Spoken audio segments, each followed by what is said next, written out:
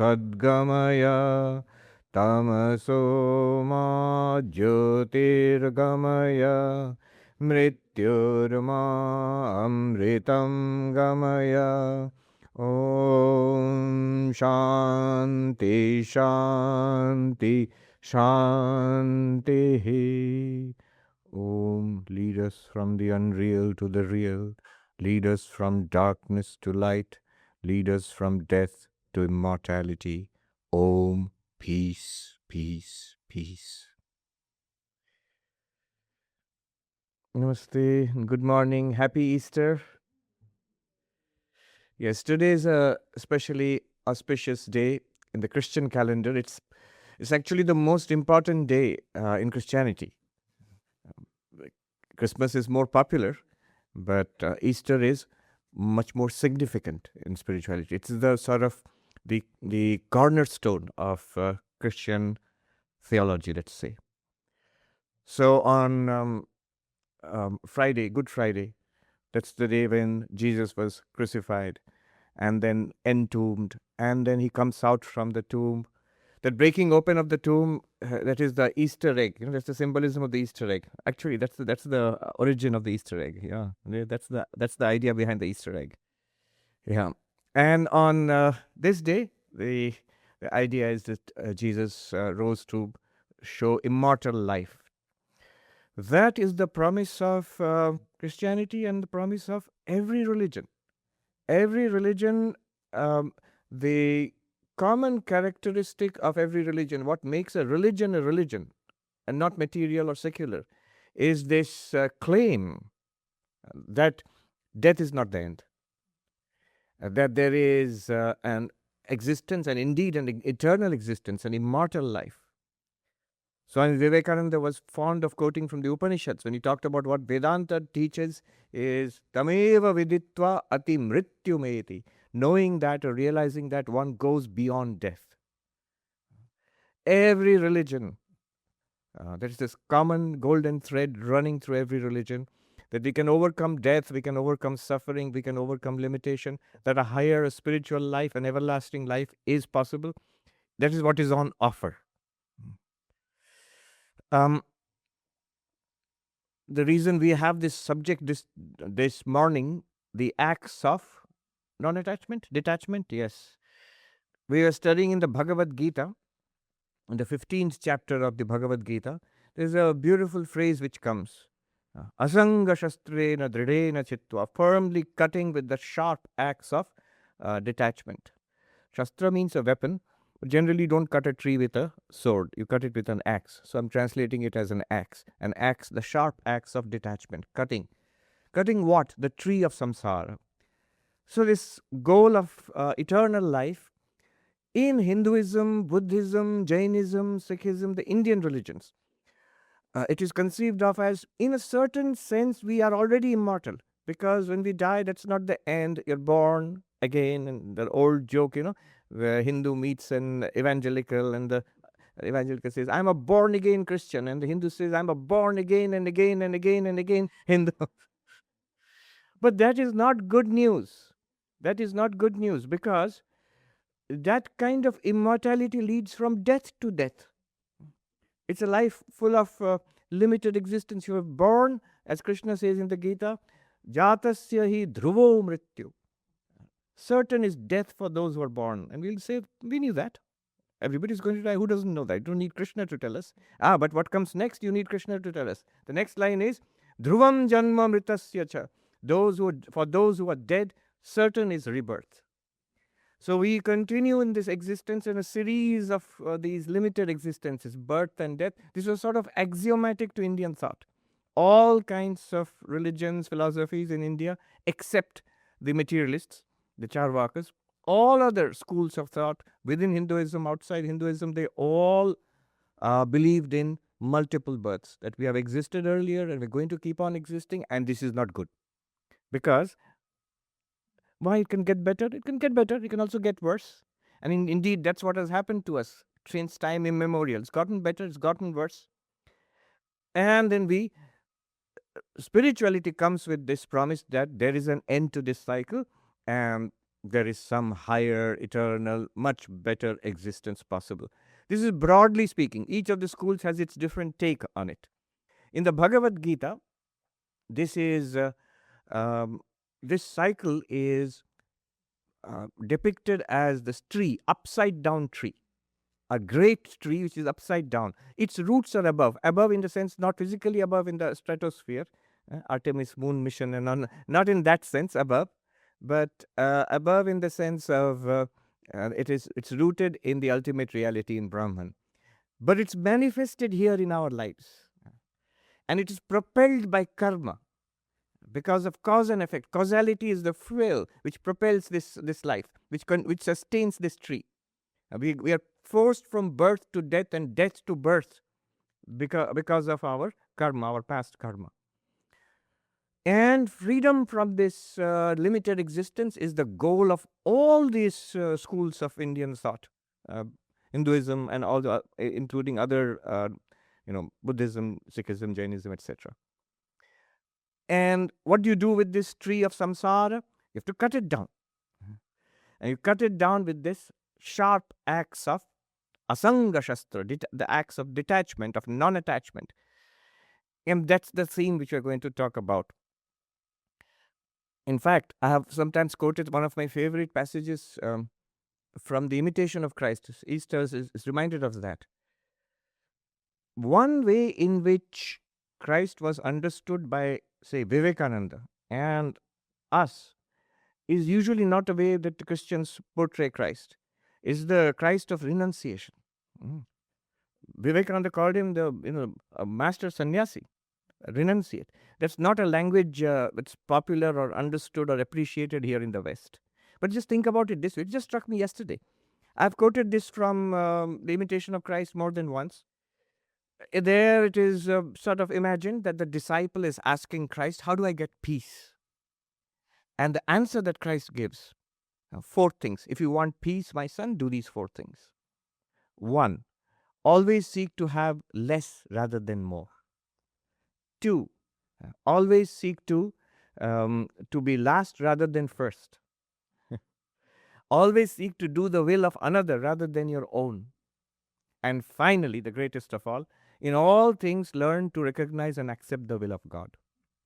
And I was thinking, think about these 4 in terms of renunciation, of detachment, of letting go. All of these are renunciation. That's the key to all these 4 instructions. See, have less rather than more. In matters of consumption, credit, popularity, going ahead, pushing ahead of others, seek to be last rather than first. Let others enjoy. Renunciation. Even greater, in matters of opinion, let the will of another be done rather than my own. Renunciation. That's a great renunciation, a subtle form of renunciation. Let go. What difference does it make? Maybe my opinion is better than yours.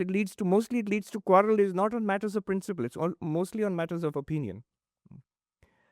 And so maybe my opinion is better than yours. The choice I'm making is better than yours. But it just be in what we say in India, 1920, 1920, 19 or 20, little difference. And maybe mine is a little better than yours. Doesn't matter. We'll go with your opinion.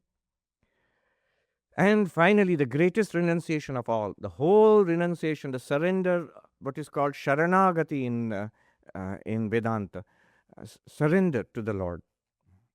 That is the greatest renunciation of all. It is thine, not mine. Thou, not me. So the key here is renunciation, actually. Sri Ramakrishna put it very well. He said, the parable of the 3 friends. They were drunk. They were going back home at night. So they got on a boat, they had to cross the river, and they rowed and rowed and rowed. In the morning, they found they were exactly where they had started because they had forgotten to untie the boat.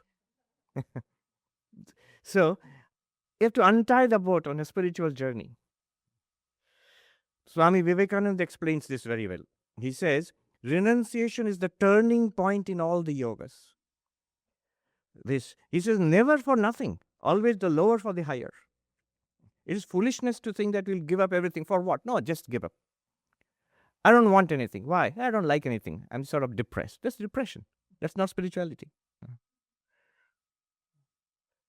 In fact, the beginning of the Bhagavad Gita, the first chapter is called the Yoga of Arjuna's Depression.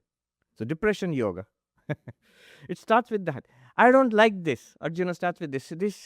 I see no point in any of this. And that's wisdom. There's no point in the world, the activities of the world. There's no point in the world for these activities. What we are doing in the world for the world, there's no point there. There must be some transcendent point to all of this, some higher purpose to all of this.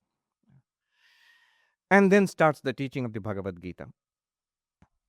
So Vivekananda says the turning point in the yogas comes with this renunciation. Without renunciation, the yogas also, all spiritual paths, all spiritual practices will be again turned and pressed in service of our material world. Meditation. The goal of meditation is enlightenment, samadhi, God realization, self-realization, nirvana. That's the purpose of meditation in Hinduism, in yoga, Vedanta, Buddhism, Jainism. That's the purpose of meditation. But if that purpose is not there, then what does it become? Mindfulness for a little peace of mind, stress busting. I remember I was invited to give talks at a corporation in India. And the HR person who organizes these talks, he had no time for the talk, of course. He just set me up and then he went. He's too busy to attend those talks. And the people in the company who heard the talk, afterwards he came to give a vote of thanks. The HR manager came back and his take on all of that, all the yoga, Vedanta, bhakti, whatever I talked about, he said, now that you have heard Swamiji, I'm sure we can all achieve our productivity goals. See, that is spirituality in service of materiality. No, renunciation is the turning point in all the yogas. The recognition that there is a transcendent purpose. To put it in theological language, that God exists. It's real. It's not just play of language. There is a spiritual purpose. God does exist. God can be realized. God can be experienced. Self-realization is possible. Brahma Jnana is possible. Not only possible, that is the ultimate goal and the goal and purpose of all existence. So Vivekananda shows how renunciation is the turning point in each of the yogas. He says in Karma Yoga, we renounce all selfishness. All our work usually is done for selfish purposes. I, me, mine. That's why I work. Now that is renounced. Now work will go on. That's what was Krishna's teaching to Arjuna. Yes, you don't want to fight this battle for your selfish gains anymore. Now you have to fight this battle for ethical and spiritual reasons. So work will go on, but it becomes a great work in the service of humanity, in the service of God. No longer in the service of this body-mind. So that's what's called giving up selfishness. So that's the turning point which turns karma into karma yoga. Action everybody does. In India, it's a style used to be, nowadays maybe not, used to be. It used to be big newspaper advertisements when some big industrialist passed away.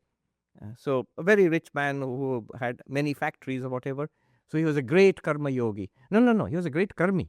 He was a great worker. Yes, he achieved stuff in his life. But probably it was for himself and his family and his business concerns. Now, that person may have been a karma yogi. You don't know. It's an internal attitude. So if at one point, many people become, at one point, you will see super rich people, especially a place like New York or America, to become charitable, philanthropist. This city, the big institutions are built on philanthropy, 1920s, 30s and all, not on government grants and donations, built on philanthropy. So people, that's a sign of maturity. Even philanthropy can be worldly. It can be for my recognition. I need, you have to put my name or my family's name up there. Or it could be, if I give, this is the old religious idea, I will go to heaven after death.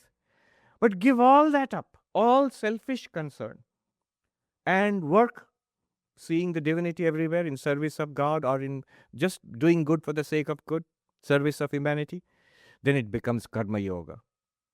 Bhakti yoga. Our desires flow out in 100 streams, 1,000 streams into the world. When all those desires are collected and taken away from the world and becomes one almighty love for the divine, and then it becomes bhakti yoga.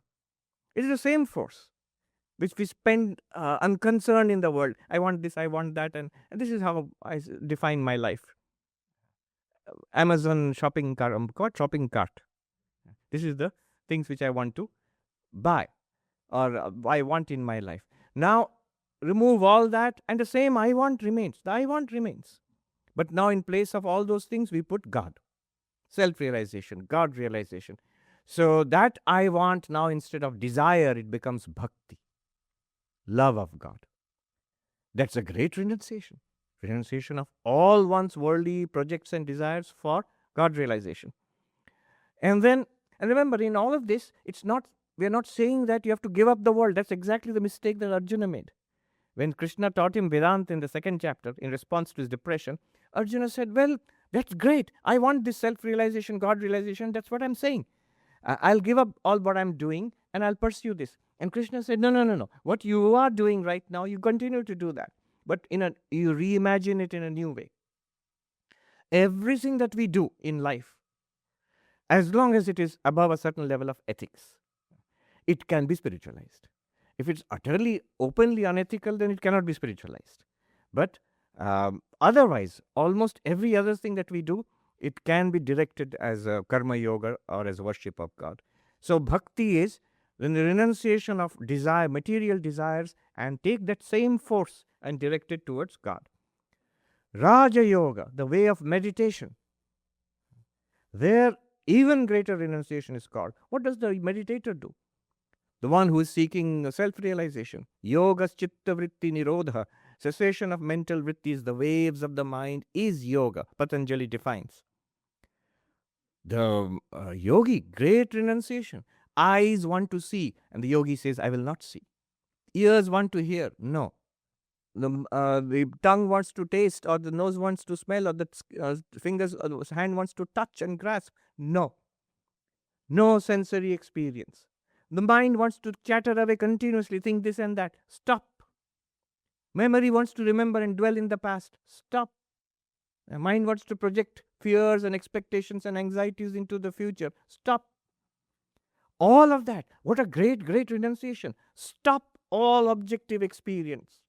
And in the silence of meditation, the transcendent becomes evident. That is the claim of the way of meditation. But look at the renunciation there.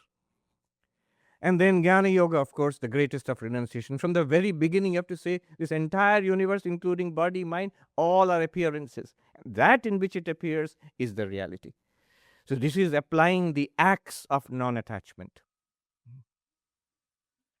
Something that Sri Ramakrishna makes clear here. Remember, this is positive, not negative. Often when we talk about detachment in spiritual life, it's a natural mistake to make. We start in struggling to give up selfishness, struggling to give up desires, struggling to stop the mind of thinking of this and that. Sri Ramakrishna says, no, no, no, simple suggestion. Don't do that.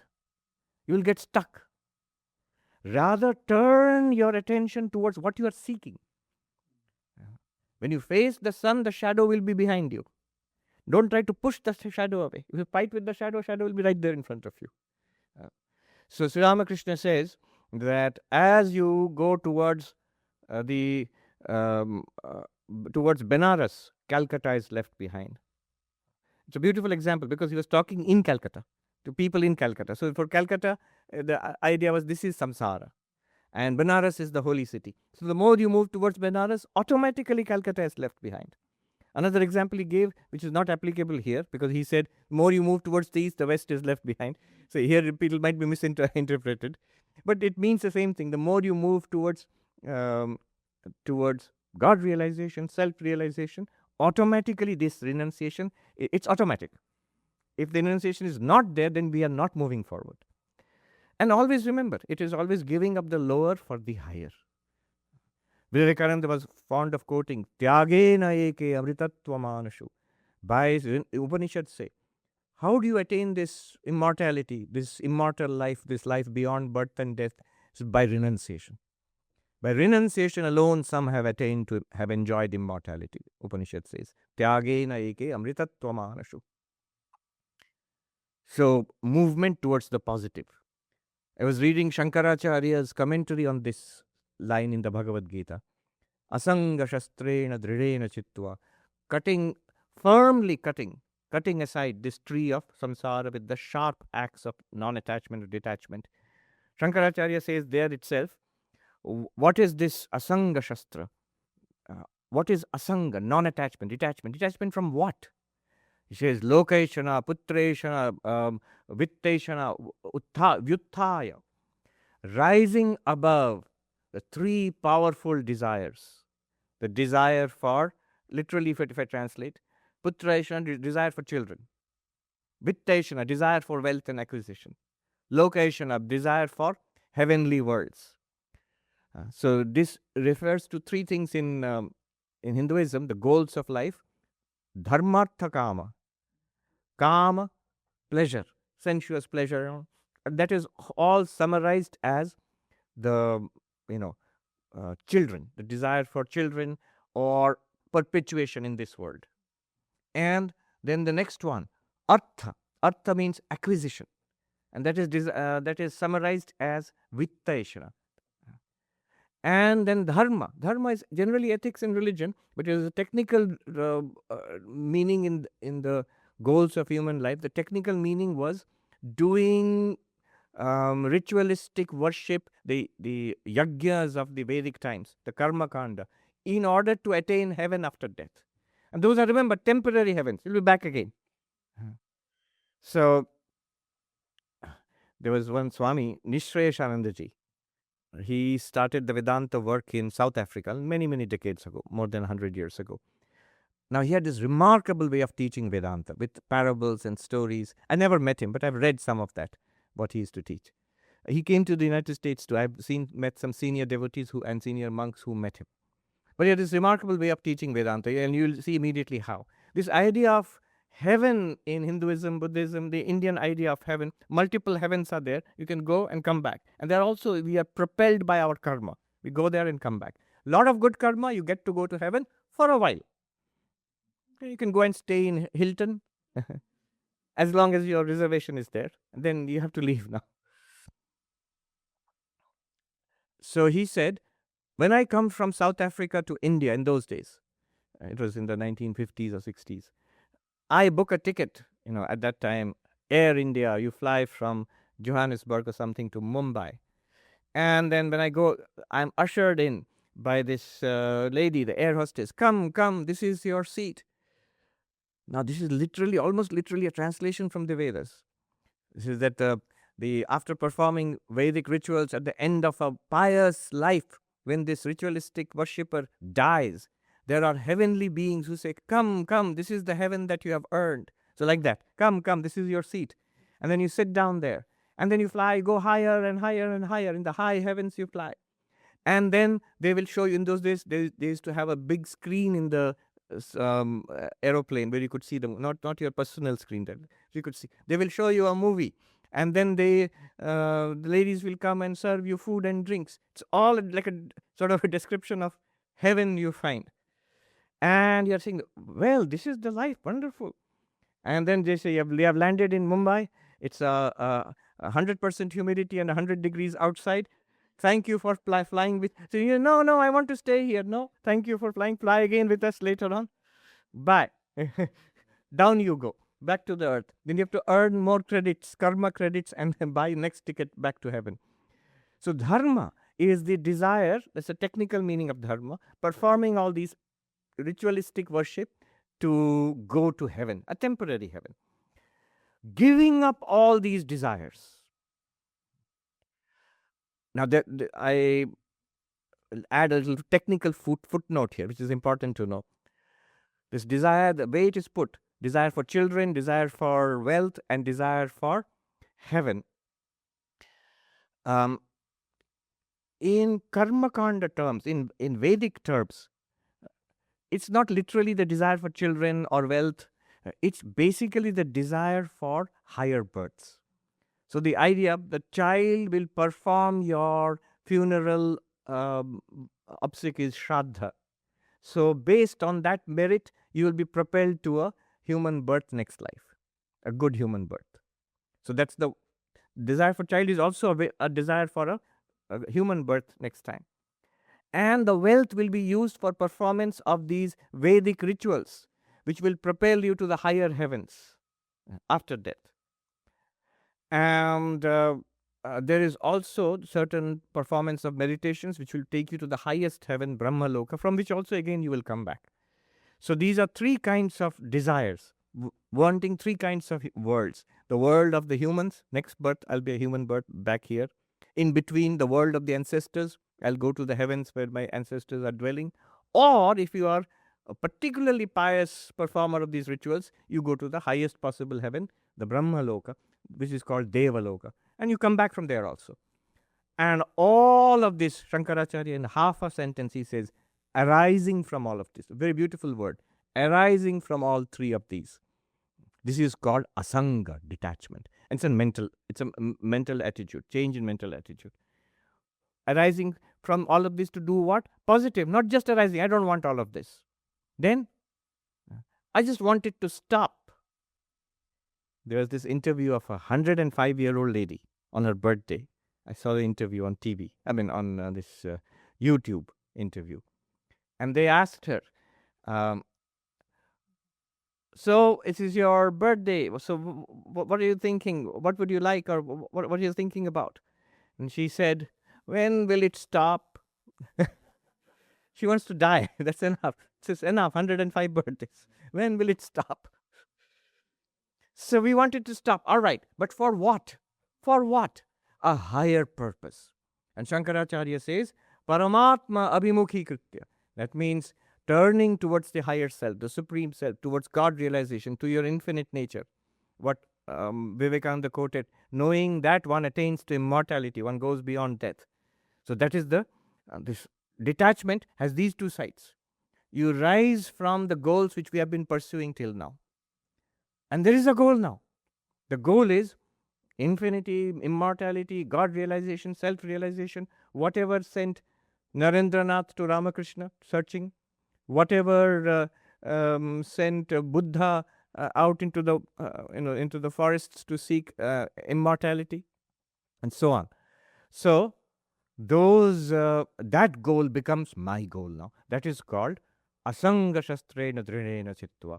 Turning away from the projects that I am pursuing right now, the goals, and reimagining this thing itself. Some might actually become a formal monk, giving up these things and leading a new kind of entirely spiritual life designed for spiritual life, a life designed for spirituality. Or one might continue in the world itself without any major distinction. However, internally there is a vast difference. Now, you define yourself as a spiritual seeker, as the Sanskrit word sadhaka, a spiritual practitioner. You don't have to change your Facebook status for it. And we, all of us, the important thing is to note here is all of us are more or less there. The very reason that we come back here again and again to hear this message, to hear Vedanta, to hear about bhakti, spirituality, is because we, at somewhere inside, we want that. We just have to admit it to ourselves internally. This is what I want. This is who I am. I am a spiritual seeker. And externally, what your karma is, that will go on. Arjuna's was Kurukshetra. So that will go on then. Now, let us take a deep dive into this cutting down the samsara with the help of the acts of non-attachment. What does this look like? A deep look into it. In two ways, the way of bhakti and the way of jnana, the way of devotion and love and the way of self-knowledge. What are we investigating? Applying this sharp acts of detachment or non-attachment. The original verse there, the next line is important. Asanga shastrena drirena chittva.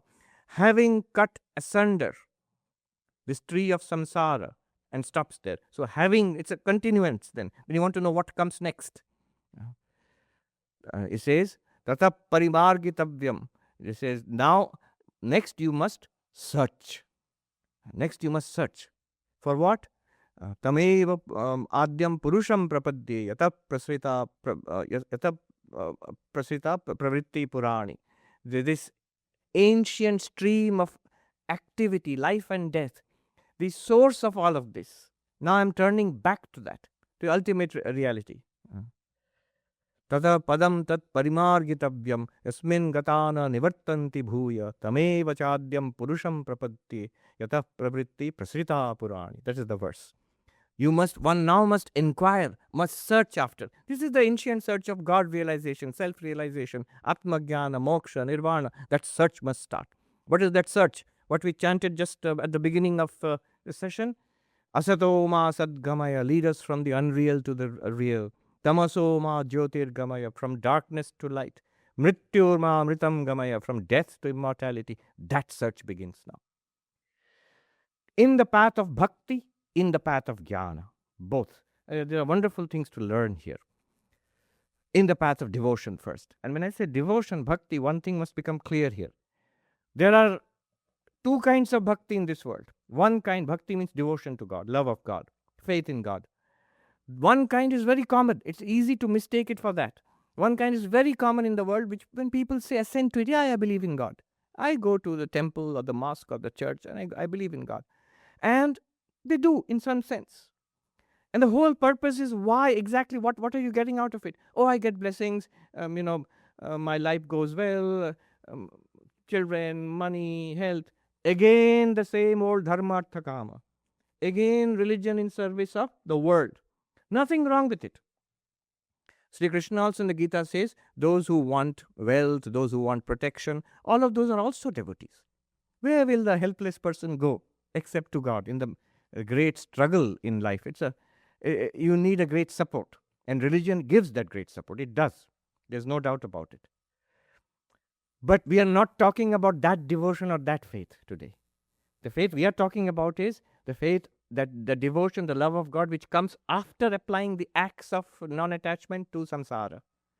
Now this great, what Vivekananda calls, this great love of God, the almighty, one almighty love of God. That is my life for God, really. But the earlier one is God for my life, as a convenience to make my life better. But now it is my life for God. The purpose of my life is not the world. The purpose of my life is God realization. Now it becomes that. Now I search for that reality. So this bhakti we are talking about, Sri Ramakrishna used to call it Naradiya Bhakti, the bhakti taught by Narada in the Narada Bhakti Sutras. So what is this applying of the acts of detachment in bhakti? Bhakti is a sweet path. It's a path of love and devotion. However, it is not easy, as you will see. There is one of the sutras which says, Naradiya Bhakti Sutra, it says, what happens when you get bhakti? Yat prapya na vanchati na shochati, na dveshti na ramate, notsai bhavati. Narada says, having attained bhakti, this higher bhakti, this true love of God, what happens? One does not hanker, nor does one sorrow, grieve. One does not hate, and one does not become engrossed in the world, naramate. And one does not become super excited about changing, getting favorable circumstances and changing my unfavorable. That becomes the whole project of, that basically defines worldly life. Getting favorable circumstances and changing my unfavorable circumstances. That does not become your main project. No tsai. That enthusiasm should be Godward, not enthusiasm the worldward. Sri Krishna, actually, this sutra of Narada, this corresponds to a verse in the Bhagavad Gita. Whatever Sri Krishna has said in that verse is exactly what Narada has put into this sutra. It is in the 12th chapter, 17th verse. Yona rishyati na dveshti, na shochate na kangshate, shubha shubha parityagi bhaktiman ya same priya. Sri Krishna here defines the devotee whom he approves.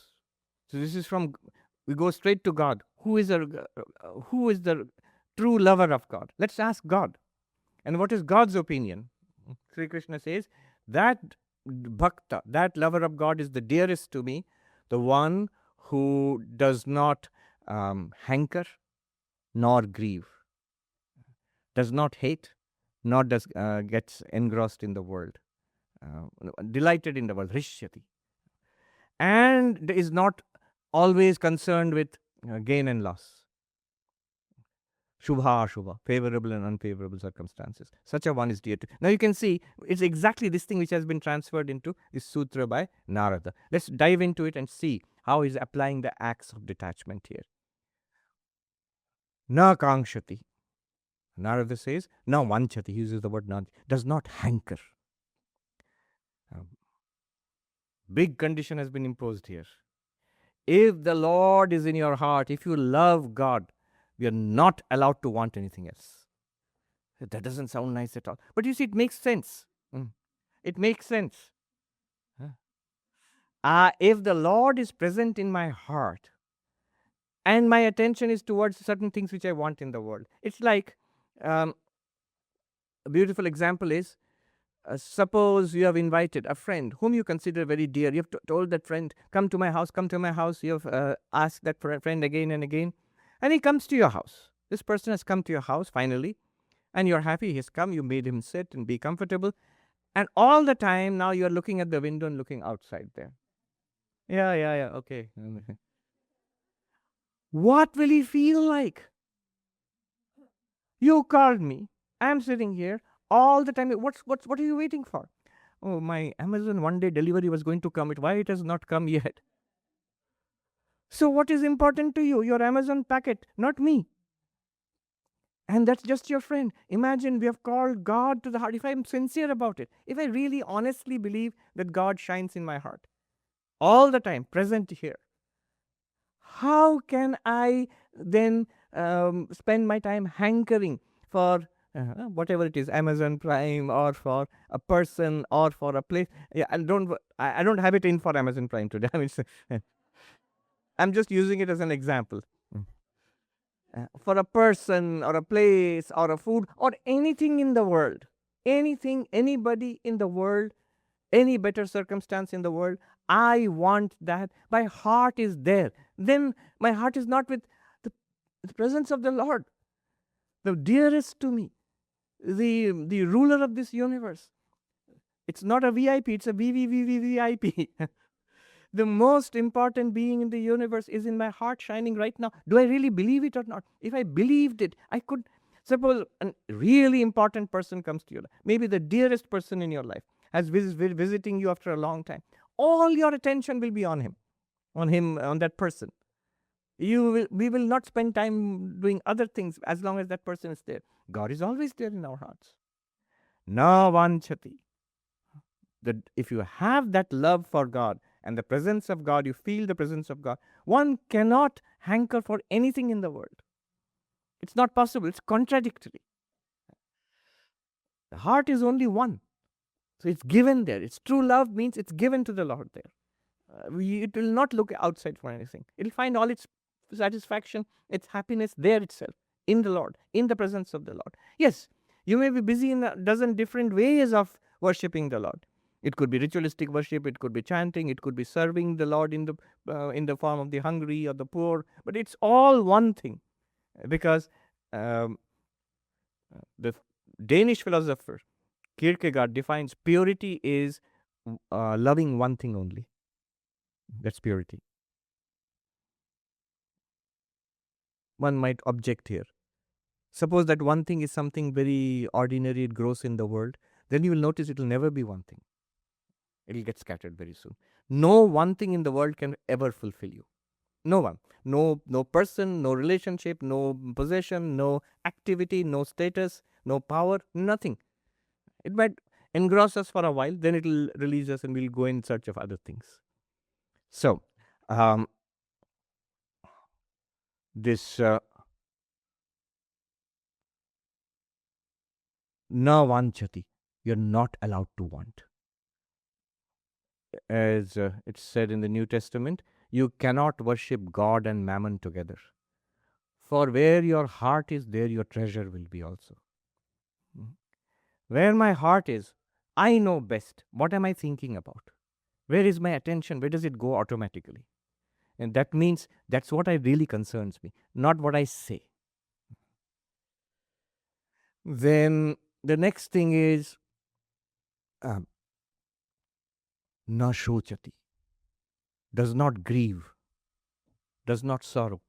I have not got this, I have lost that. And so people sorrow for so many things. Ramakrishna said, so many people I've seen, they cry buckets for their wife or husband or children or for money. Who cries for God? We are not allowed to cry for the world. There is a beautiful story of, I think it was Srivasa, one of the disciples of Chaitanya Mahaprabhu. Very touching story. To what extent this does not sorrow can go. So in his house, Chaitanya Mahaprabhu, the kirtan they organize, the Vaishnavas, they will sing and they'll play the drums and cymbals and the Hare Rama, Hare Krishna, and the devotees gathered together. So in evenings, they would gather at the house of this devotee, and Chaitanya Mahaprabhu himself would come, and they would sing and dance and converse about God, sometimes late into the night, all through the night. That day, this poor devotee, his son had died, and he kept it secret. And the son's dead body in the house. He didn't tell anybody because he didn't want to disrupt or disturb the kirtan.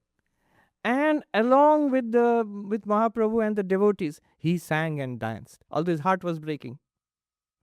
Na shochati, you're not allowed to grieve. In the presence of the divine, why are you grieving? For whom? For what? You might say that's very easy to say, but it's not at all easy to do. Yes, that is the struggle. That is the acts of detachment. If you apply the acts of detachment, the struggle will come. Because we are sticky, the samsara is sticky. Our affections are there. Helplessly we are tied to the world. And when you apply the acts of detachment, it will hurt. There's a very touching incident in the Gospel of Sri Ramakrishna. The author of the Gospel of Sri Ramakrishna, he says about one gentleman who is to visit Sri Ramakrishna, devoted person. His son had died. In those days, even children would die. It was not unknown. There were many kinds of diseases. His son had died. And that man would say in front of Sri Ramakrishna bravely, he would say that, I am not worried about him. He died taking the name of Rama. When he died, he took the name of Rama. He will be all right. I am not worried about him. But M writes very poignantly, says, but we knew that this gentleman in solitude would weep bitterly. So both are there. There's the human side and there is the tremendous effort to apply the acts of detachment. So, yes, na shochati. From the highest, the deepest of sorrows, losing a child, to the most trifling, not getting parking or something like that, you are not allowed to. You're not allowed to feel sad and feel unhappy. Na shochati. If the Lord is shining in my heart, I shall not grieve. If God is shining in my heart, I shall not grieve. It's an insult to the Lord. Yeah, God is present, but I still have some grudges and complaints. It is all fine that God, you have come, but 1, 2, 3, 4, these problems are still there. Then it is not the higher bhakti. Then I am not truthful. It is now I want God to solve those problems for me. Maybe God will solve them, maybe God will not solve them. But my devotion to God remains unchallenged.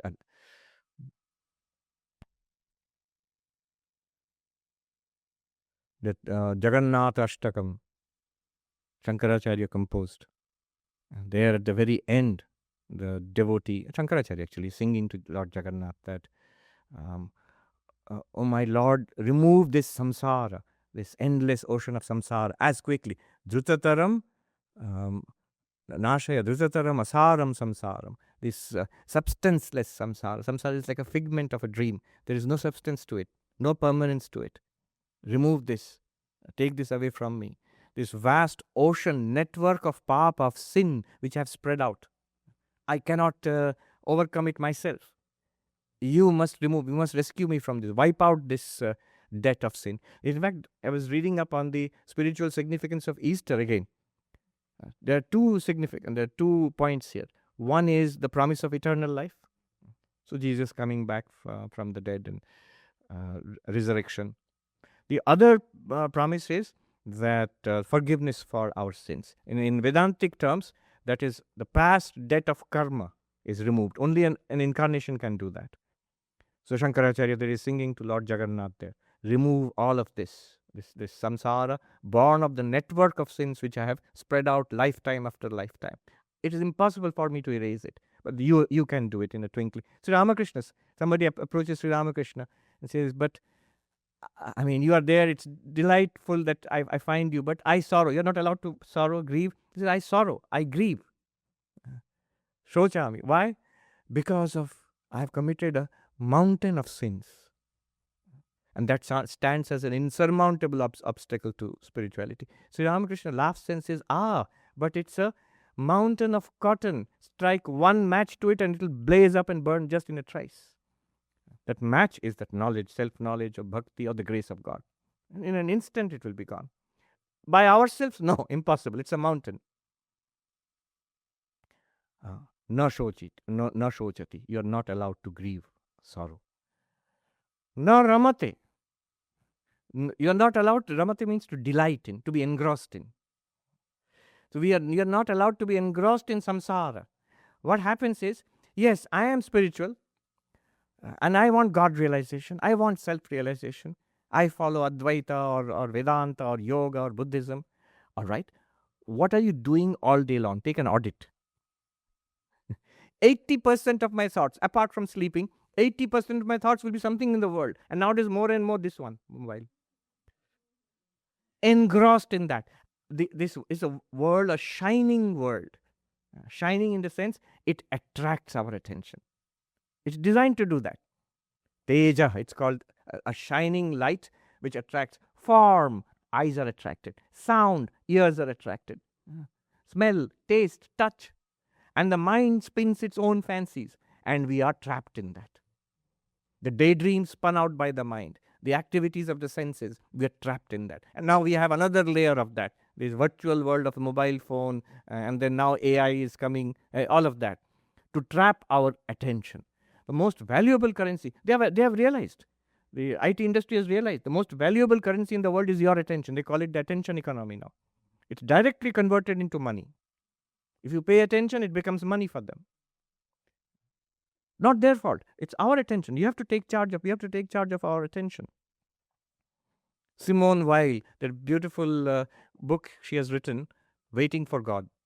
There she says, importance of concentration. She says, school studies are important for spirituality. She uses the term school study. She means school, college, or other education. This is important for spirituality.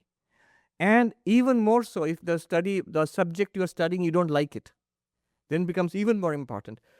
Because, she explains, it trains the power of attention. For a sustained period, days, weeks, months, and years it takes to get a degree, to do your PhD or whatever it is you're doing. It trains the power of attention. And that is, she says, becomes most valuable when you come to spiritual life. And we get engrossed. Ramate means we get engrossed in the world. Even the word engrossed, we become very, very gross in the world. You're not allowed to do that. Where should we be? Ramate means where should we take delight? Where should we? In the Lord. In devotion, in worship, in prayer, in chanting, in meditation, in service, in philosophy, the pursuit of self-realization. In all these ways. There's so many ways. But then the focus should be, our attention should be always on the Lord. This is a great detachment. Again, the acts of. If I say, I love you, but I never think about you, I never pay attention to you, I hardly spend any time with you, something is wrong there. That saying is there. I love humanity. It's just human beings I can't stand. Not I love God in the abstract, in the actual presence. And the price you pay for that, the world must drop away from us. Yes, there is a spectrum to it. It's not that it can happen all at once. And it takes time. Na ramate, not dveshti, does not hate or does not become irritated or angry. Irritation, anger, hate, that again captures our mind. It's worse than becoming engrossed. Engrossed actually is some kind of pleasure you're getting from the world. But this becoming full of anger, hatred, dislike, what is the term they use now? Rage baiting.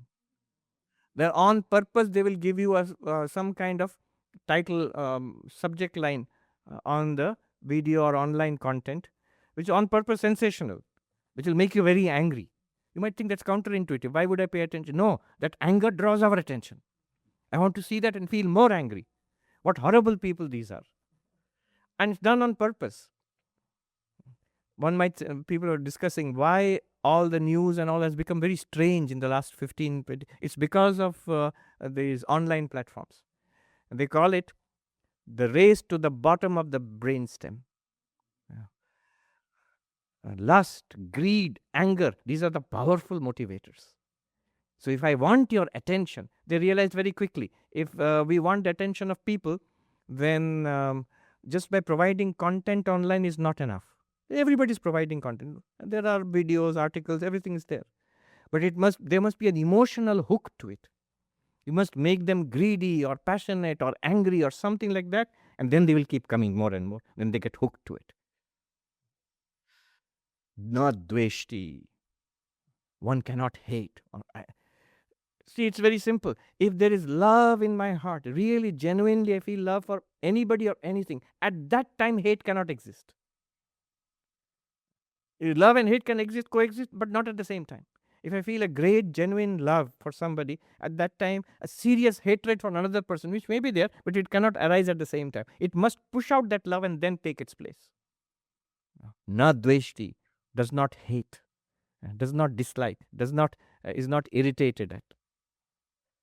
Especially in bhakti, the God we worship, the divinity which is present in my heart, in the temple, is also present by my own philosophy of Vedanta in the hearts of all living beings. How can I hate? It's like loving here and hating the same being in another place. Then how?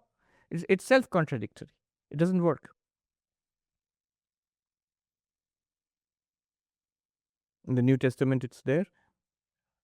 God is saying, if you have come to offer something and you have aught against your brother, leave your offering here and go and settle with your brother first, and then come. Otherwise, God does not accept. If you have hatred, dislike, grudge against others, it doesn't work, because you see why from a Vedantic perspective, that there is oneness in this universe. And this holding hatred for any reason at all is a deep denial of this oneness.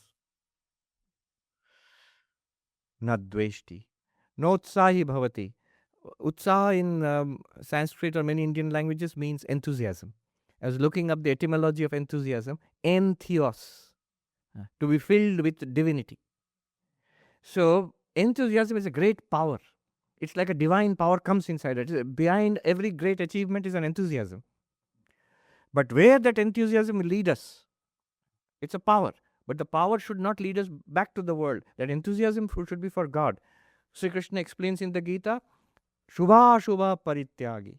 This pursuit of favorable and unfavorable circumstances. I want to repair the circumstance and make it favorable to me. What is favorable and unfavorable depends on who we are, what is our goal in life. If my goal in life is money, then the ups and downs of the stock market is favorable and unfavorable. It is favorable, it is unfavorable. If my goal is family, children, raising a family, then my favorable, unfavorable will change again, depending on, it's not so much the money. Is it a good school district? That is favorable. Not how much am I earning. Are the kids doing well? That's favorable. This favorable, unfavorable changes. For a yogi, what is favorable and unfavorable? Unfavorable is too much disturbance of the mind, movement, people, activities. Favorable is silence, stillness. For the yogi, the bhakta will laugh at that. Bhakta will say, what nonsense, sitting quietly. I will sing, I will dance. Yes, I will move. I only move. I will dance. I will sing, not sit quietly. I will sing, I will chant, I will pray. Favorable, unfavorable keeps changing depending on what we want in life, where we are in life, and my even spiritual life, my particular paradigm of spiritual life. Then favorable, unfavorable will change. So Shubha Shubha Parityagi, giving up this endless pursuit of arranging the world to make it more favorable to me in worldly circumstances.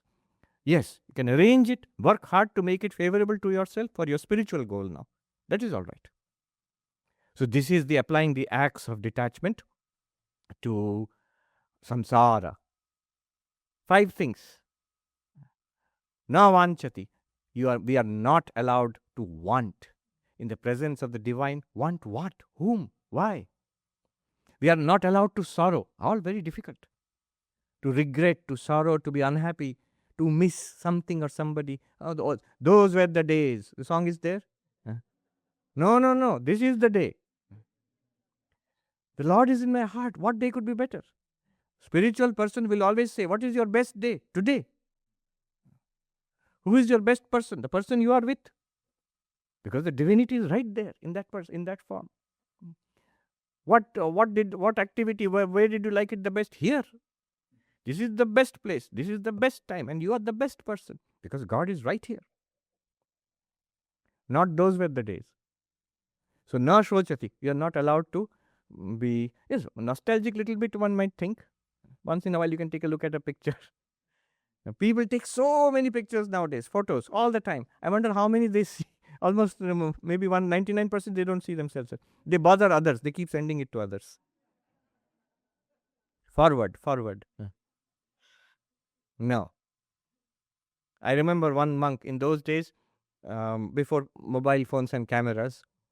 So, a monk, young student who admired that monk, had taken a picture of him, photograph of him, and it happened in front of me, and said, Maharaj, here, look, your picture, a nice picture has come, and showed him. He said, show me. He took the picture and tore it apart in front of him and tossed it into the. It's an object lesson. And from there to now, mobile phones, and it's a world of images. It's a virtual world, a dream world. Na shochati. We're not allowed to be, second, to grieve. Third, not to be engrossed in the world. Fourth, not to hate, angry, rage baiting. No. All those are deadly enemies of bhakti. And last, nautsahi bhavati. Do not be, what are you doing all day long? I'm seeing, I'll worship God, but first let me check how the war is going. Stock market is going. No, nautsahi bhavati. First the Lord. Then afterwards, if there is some time for something else in the world, fine. All right. I remember this Swami Virajananda ji. It's a story I heard. Swami T was here, his guru, Swami Virajananda ji. And there was a young monk. This Swami Virajananda ji was the president of our order. There was a young monk who was excited about knowing the latest stuff in the world. Swami Virajananda ji never read a newspaper. That was the only access to news in those days. So this young monk went and said, Maharaj, you are the president of the whole order. You should know more about the world. Read the newspaper. Why? You should know more about the world. You're the president of the whole order. And he was a very deep one, Virajanand, humorous also. He had this, unlike most monks of our order, he had a long beard, a lot of hair, long beard, and these most amazing eyes. So he said, all right, let's read the newspaper. Tomorrow come in the morning, get the newspaper, you'll read it out to me. The monk was... this is not exactly what he wanted, but anyway, he said, fine. He also gets to read the newspaper, so you'll read it out to me. So he came with the newspaper in the morning and just start reading from the top. The first story, no, from the before that. And he said, well, it's Monday, date so and so, 1951 or something like that. I said, no, above that. There was some, it is the, the Sunday Statesman or something like that. Okay, start from there. So he read through. By the time he had finished one page, the big newspaper, he had to read everything, every story, every line of it, down to the bottom and the page number. So now turn the page, the next page. Next page was full of classified ads. He made him read all of that, every ad. By the time they got to the sports and the miscellaneous section, the poor monk was exhausted. I think they had spent 2-3 hours reading the newspaper. And when he finished, he was utterly disgusted and exhausted. And the Swami said, come tomorrow again with tomorrow's newspaper. I said, no, please leave. Let me go. That was the last time the monk ever touched a newspaper.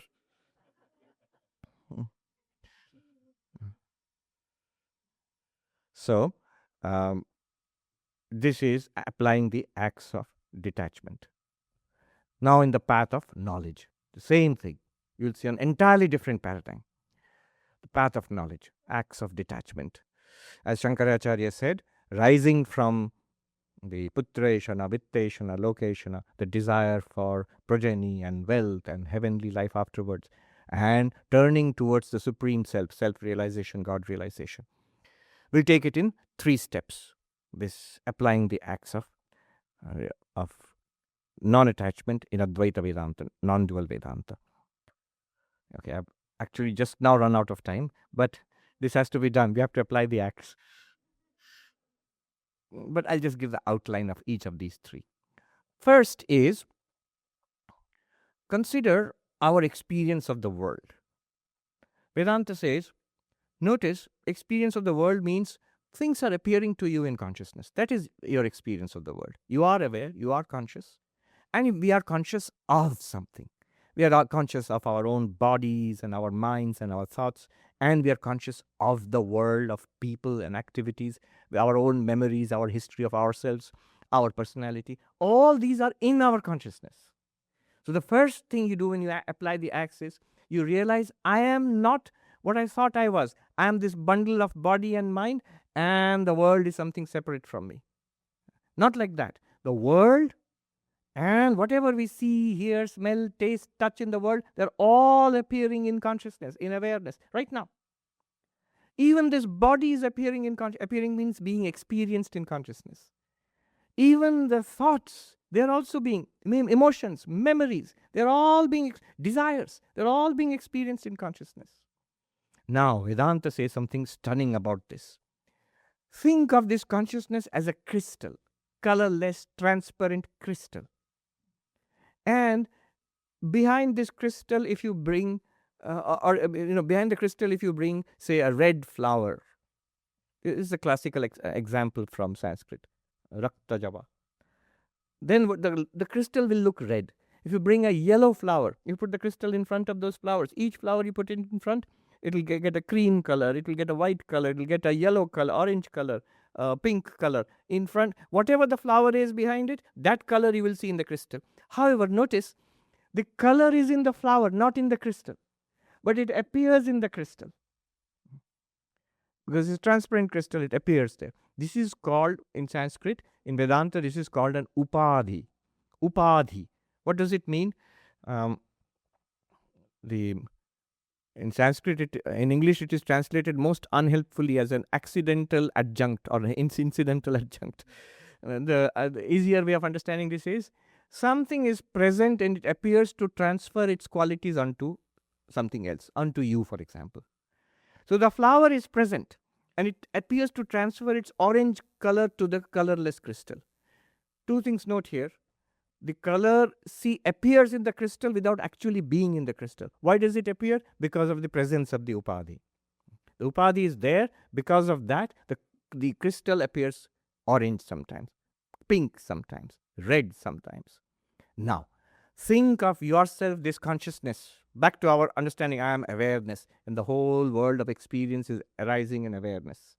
Think of yourself as this consciousness, as this is like a crystal. Vast, colorless, transparent crystal, shining. And because of the presence of the upadhis, the body, the mind, the senses, all these experiences seem to be transferred onto me, the consciousness. What does it work like? Just like the orange flower made the crystal appear orange, the body makes I am tall, I am male, I am old or young. They're all attributes of the body. But we say, I am that. Every attribute of the body, old or young, male or female, or race, gender, whatever it is, they are not transferred onto myself, to consciousness. They are not there. They appear in consciousness, but they are. How can consciousness be old or young? My hair is gray. I am balding. How can consciousness have gray hair? How can consciousness be balding? Have you ever heard of a bald consciousness? No. But it's being transferred from the body. Why is it being transferred? The body it's a very nice concept, helpful concept, upadhi. Because of its proximal presence to consciousness. Proximal presence means appearing in consciousness. It appears to transfer. It's there, but we don't feel that the old age is in the body and it's like we don't feel that the orange is in the flower and the crystal is colorless. No, we feel the crystal is orange. The crystal is red. I feel similarly, consciousness is consciousness. Instead of thinking of that, I am old. I am wrinkled. The skin is wrinkled. Consciousness is wrinkled. How? And the characteristics of the prana. I am hungry. I am tired. I am sick. These are characteristics of prana, characteristics of the mind. I am depressed today. Mind is an upadhi, and it has a property of depression at that particular time. The whole thing is transferred to you, the consciousness, and you say, I am depressed. It's like the orange flower makes the crystal look orange. So this is one thing to understand, the concept of upadhi. And remember the flower and the crystal. Whenever in life, whatever experience we are having, we can try to see this. Whatever I think of myself, good, bad, ugly, notice which upadhi it's coming from. One thing you can be sure of, none of it is in pure consciousness. No objective quality can be in pure consciousness, because pure consciousness is not an object. All objective qualities must be in objects. This is a simple philosophical thing. The substance, if the quality is an object, object means you can experience it, then it must be residing in a substance which must also be an object. And consciousness is not an object. If it is appearing in you, the consciousness, it's being transferred from some upadhi. And it's not a real transfer, it appears in you. Even while experiencing the body and its attributes, you can say, I am not the body. Even while experiencing the senses and their attributes, you can say, I am not the senses. Shankaracharya says, I am blind, I am deaf. No, that's an attribute of the eyes, that's an attribute of the ears, not of consciousness. The attributes of the mind, even when they're appearing in me, I'm sad, I'm miserable, I'm excited, I'm happy, I really want this, I hate that. They are all attributes of the mind. And the mind is like that flower near a crystal, is an upadhi in consciousness. And it's transferring, as it were, its attributes to what? All one has to do is apply this. It's a very subtle use of the acts of detachment. One has to see. After seeing also, they'll still keep appearing in you. After you understand that the crystal has not become orange, it will still look orange to you. But one understands it's not orange. It's because of the presence of the flower. Okay. If you have got this concept right, we have to go deeper. Now one might ask this question, where do these upadhis come from? What's the relationship to consciousness? Good. If you have this question, the next one is an answer to that. So this is called, the next concept, the Sanskrit word we learn is adhyasa, superimposition. We have now abandoned the crystal and the flower example. Remember, the crystal and the flower are different. The crystal is a separate entity, the flower is a separate entity. They seem, because of the proximity, the attributes of one seem to be imposed on the other. But now we are going to take a different example. The example is of the mirage. Mirage. In fact, Shankaracharya says, this samsara tree, in his commentary on these verses, samsara tree is like a mirage in pure consciousness. Marichi udaka, mirage water. The mirage appears in the desert. It is the desert, there's no water there. It looks like an oasis. That's what we call a mirage. Now, this analysis I'm borrowing from Professor J. Garfield in one of his readings which he gave us for studying in Buddhism. But the same mirage example, it applies in Buddhism also. So, 4 ways of looking at this mirage example. The way he gives the example of someone driving in Arizona, long drive. I've done that at one time with a group of monks driving in Arizona. Long drive, and in a distance you can see the mirage once in a while, shimmering like water. So Professor Garfield says that one is the novice driver. The second is the expert driver. The third is the first is novice driver. The second is the driver who has been told about the mirage. Third is the expert driver, and the fourth one is the driver wearing something. This is something introduced to the example. This is a new detail to this example, not found in ancient texts. There's something called polarized glasses. If you wear them, you will not see the mirage. So the driver wearing polarized glasses. So four examples. Novice driver, the driver who has been told about a mirage. Third, an expert driver who has driven down that path many times and seen mirage many, many times. And the driver wearing polarized glasses. What will happen? The same mirage, when the novice driver comes for the first time, has no idea what it is. What will he say? Water. There is water. Vivekananda says when he's walking in the deserts of Rajputana, He is thirsty, he sees in the desert, he sees water. And when he goes up there and he realizes it's not there, he says, oh, this is the mirage we have read about. And then he says, when you walk away from it and look back, it still appears like that. But now you know what it is. Okay. So the next driver is the one who has been told about the mirage. We have learnt about the mirage. It is the one who has studied Vedanta, attended talks in Vedanta Society. So this guy knows. He's driving and he says, it looks like water, but is it one of those mirages we have been told about? I've learnt about it. I think it is a mirage. There can't be a lake here in the middle of the desert here. I think it's a mirage. He feels it is water. He's reacting to it as if it's water, but he has a knowledge that it is a mirage. We are in that state, most of us. We are dealing with samsara and as usual, but we have got some new information. This is an appearance. This is the tree of samsara. I have to use the axe of Vedanta to cut it. This is new. Desires are coming. No, I cannot want. God is present in my heart. Sudden anger, burst of rage. I cannot hate because God. This is that new driver who has been told about all this. So it's a big struggle for the poor fellow. It's still all very theoretical, and this one, that mirage looks like a real water to him. And then the third one is the expert driver, the long-term spiritual practitioner, yogi, jnani, bhakta, whoever it is. The moment he sees that, what will he say? Mirage. At no point, he sees exactly the same thing. Looks like water. Looks like a duck and walks like a duck and quacks like a duck, but it isn't a duck. He knows it. And immediately, he doesn't even have to think, this is a mirage. No. Going through the day, he sees shimmering in the distance, mirage. The advanced practitioner deals with the world in that way. That this is an appearance in consciousness, not theoretically. It's a fact.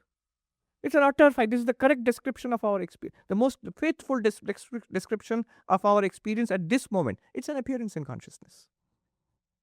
And of course, the other little wrinkle Professor Garfield has introduced, that the driver with the polarized glasses does not see the mirage at all. He's just driving and driving. So it is a yogi in Nirvikalpa Samadhi. No world. So no need to explain the world also. Only God or self-realization in the Purusha. Consciousness.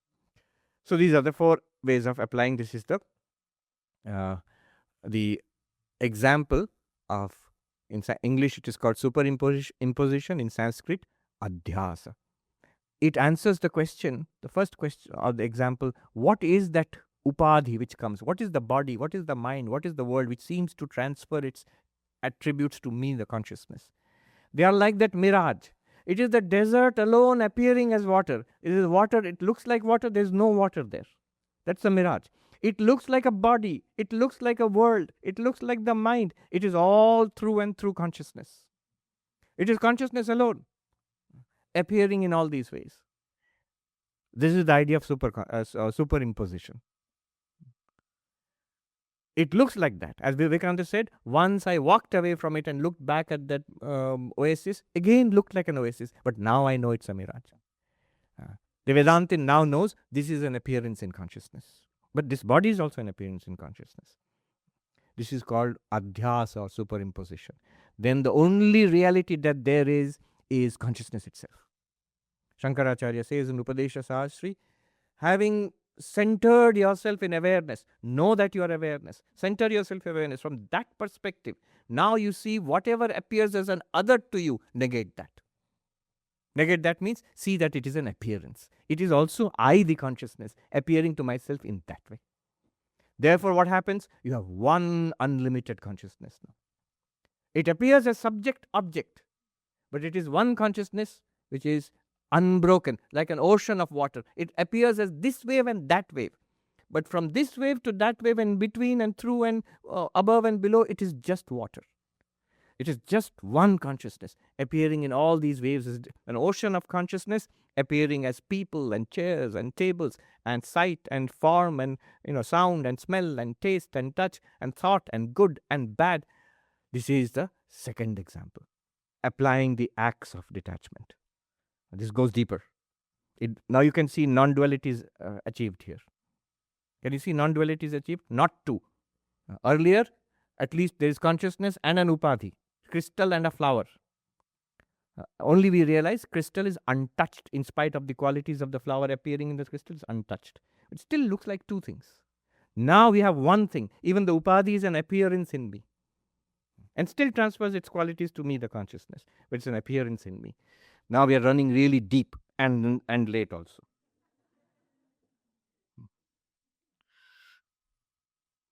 The final one. Uh, we go even deeper now. This is a little bit of hard philosophy. This is called causality. They'll ask, which theory of causation are you applying when you say consciousness and upadhi, the objects in consciousness? How did they come? How is it possible that consciousness is appearing as objects? So here I'll just give an indication and the conclusion and leave it at this. Here the example one must keep in mind is snake and rope. So there are multiple theories of causality in philosophy. In Indian philosophy, there's something called Arambhavada, which means emergence, which is basically some of the latest theories of causality in the world today in science and the emergence. Who held on to these theories? The Nyaya and the Vaisheshika school, and one of the Buddhist schools also. Emergence. Then there is what is called Parinamavada or Satkaryavada. Satkaryavada means the not that the effect emerges from a concatenation or combination of causes. Rather, the effect pre-existed in the cause. Body pre-existed in the genes. It has just manifested. The information was already there. The movie which plays on your computer, on your screen, or on the cinema screen was already there in the hard disk or something. It was stored somewhere. The screen did not produce the movie at that moment. So, the plant which comes out from the seed, it did not emerge from that. It is a transformation of the already pre-existing information about the plant. The way these philosophers in ancient India, very beautiful example they would give. The brilliant display of the plumage of the peacock. See, if you remember, if you can visualize the amazing display, the big fan of feathers, peacock feathers. All the gorgeous colors there, they were all there in the colorless yolk of the peacock egg. If you see the yolk of the peacock egg, it's colorless and uniform. All the gorgeous colors are there, but not manifested. From unmanifest to manifest, unmanifest cause, manifest effect. Colorless yolk cause, colorful feathers effect. The tiny seed cause, and all the roots, branches, the leaves, flowers and fruits effect. So the cause is transformed into the effect. This is called, so cause pre-existed, the effect pre-existed in the cause. It is called Satkaryavada. Karya, effect, Sat, existing, pre-existing, like pre-boarding, like pre-existing in the seed, in the cause. Effect pre-existed. Our bodies pre-existed in the genes provided by our parents. Pre-existed not in this form, but in potential form. It was there. It will just become manifest. It's a more subtle way of looking at causality. Instead of saying it's all created ab initio. Now you go further. Up to this, all the schools of Vedanta agree. Vishishtadvaita, Dvaita, Shuddhadvaita, they all agree. It's a transformation of Brahman, or some power of Brahman, or some part of Brahman is this world. Advaita Vedanta says that's not possible. Brahman is not an object. Brahman is not a thing. Brahman is not subject to change. Brahman is not subject to modification. And there are many serious problems which would ensue if Brahman were transformed into the world.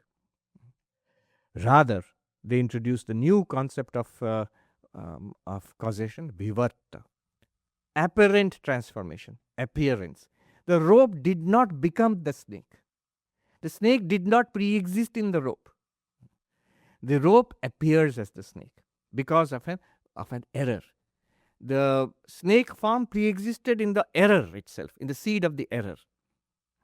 Somebody sees the rope as a snake. Somebody sees the rope as the classical example of the garland having been thrown away. Somebody sees the rope as a crack in the earth. Pushpamala, Bhujidra, Sarpa. None of them are actually transformations of the rope. If you ask the rope, why did you become a snake or a garland? It says, I didn't. What are you talking about? I'm just a rope. Brahman does not become the universe. Pure consciousness does not become the upadhis. It remains as pure consciousness. It's not transformed. It appears as that. And actually, what they're saying is very simple. If we take a stand in our consciousness nature and then see our experience, remain true to our experience, we will see experience is basically what happens in consciousness. Things appear in consciousness. We never have an experience of consciousness transforming into something else. In fact, we have no idea what would that mean even. In consciousness, only one thing happens, experience. And what is that? Stuff appearing in consciousness. What all that Vedanta is saying is that consciousness itself appears to itself as its own object. This is called vivarta. Sum it up. How do you apply the acts? This is a deep dive into Advaita Vedanta. How do you apply the acts of detachment? Asanga Shastra. How do you apply it? First, remember the crystal and the flower and the term upadhi. And stay there and see, even when body, mind, and every problem of body, mind appears in me, the consciousness, they are not really in me. They are appearing in me. I'm not denying they're appearing in me. I'm not denying the crystal looks orange. I'm saying it is not orange. Then you can say with Shankaracharya, Mano buddhi ahankara chittani naham. I am not mind. I am not intellect. I am not memory. I'm not even the ego. They're all part of the upadhi of body mind. Then what am I? Then honestly I can say Chidananda Rupa Shivoham Shivoham. I am consciousness, I am bliss, I am Shiva, I am Shiva. Apply the acts. This is first step. Now the question will arise, where did the upadhis come from then?